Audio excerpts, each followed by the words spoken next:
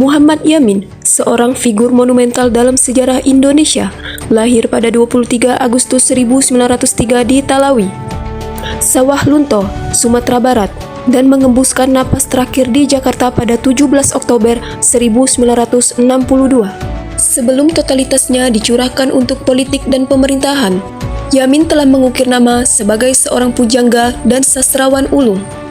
Ia adalah salah satu pelopor angkatan Pujangga Baru, sebuah gerakan sastra yang membawa nuansa nasionalisme dan modernitas.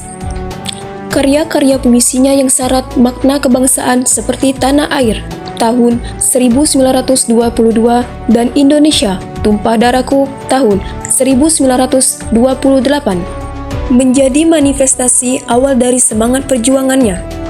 Puisi Indonesia, Tumpah Darahku bahkan dibacakan dalam momen bersejarah Kongres Pemuda II. Peran Yamin dalam pergerakan nasional menjadi sangat krusial, terutama pada periode krusial menjelang dan setelah proklamasi kemerdekaan. Puncaknya adalah keterlibatannya dalam Kongres Pemuda II tahun 1928. Ia adalah salah satu arsitek utama di balik perumusan naskah Sumpah Pemuda, di mana ideologi satu nusa, satu bangsa, dan satu bahasa adalah sebuah dari pemikirannya yang mendalam tentang persatuan Indonesia yang integral dan tak terpisahkan. 18 tahun kemudian, menjelang kemerdekaan, Yamin kembali menunjukkan kebrilianannya sebagai anggota Badan Penyelidik Usaha Persiapan Kemerdekaan Indonesia atau BPUPKI pada tahun 1945. Gagasan Yamin merupakan kontribusi fundamental dalam diskursus pembentukan dasar negara. Ia juga berperan penting sebagai anggota Panitia 9 yang bertugas merumuskan Piagam Jakarta, sebuah dokumen krusial yang menjadi cikal bakal pembukaan Undang-Undang Dasar 1945. Selanjutnya, setelah BPUPKI dibubarkan, Yamin tetap menjadi anggota Panitia Persiapan Kemerdekaan Indonesia atau PPKI, yang secara resmi mengesahkan UUD 1945 dan Pancasila sebagai dasar filosofi negara Republik Indonesia. Setelah proklamasi kemerdekaan, Muhammad Yamin mendedikasikan dirinya sepenuhnya untuk pengabdian dalam berbagai jabatan pemerintahan, menunjukkan kapasitasnya yang luar biasa dan kemampuannya beradaptasi di berbagai bidang.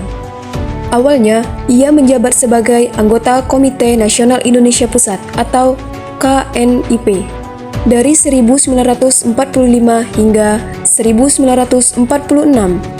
Sebagai badan legislatif sementara, KNIP menjadi wadah bagi Yamin untuk secara aktif terlibat dalam pembentukan kebijakan awal negara, termasuk mengesahkan UUD 1945 yang turut ia rumuskan.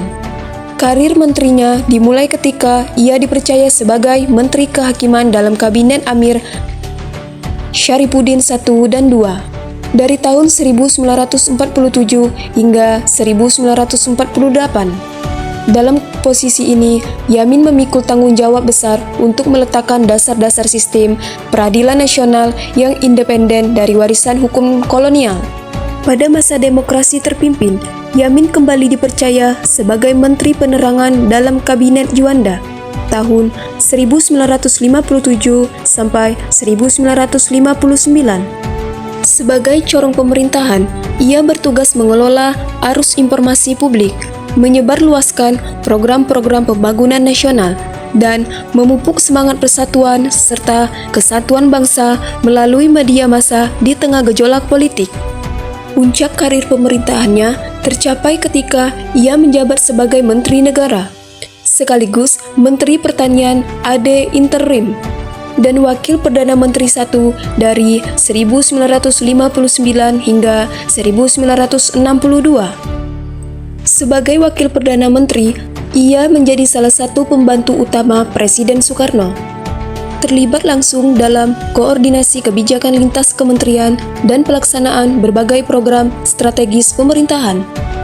Muhammad Yamin menghembuskan napas terakhir pada 17 Oktober 1962 di Jakarta.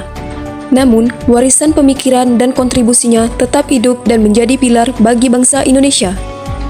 Yamin selalu menunjukkan dirinya sebagai negarawan visioner yang mendedikasikan seluruh hidupnya untuk kemajuan dan keutuhan bangsa.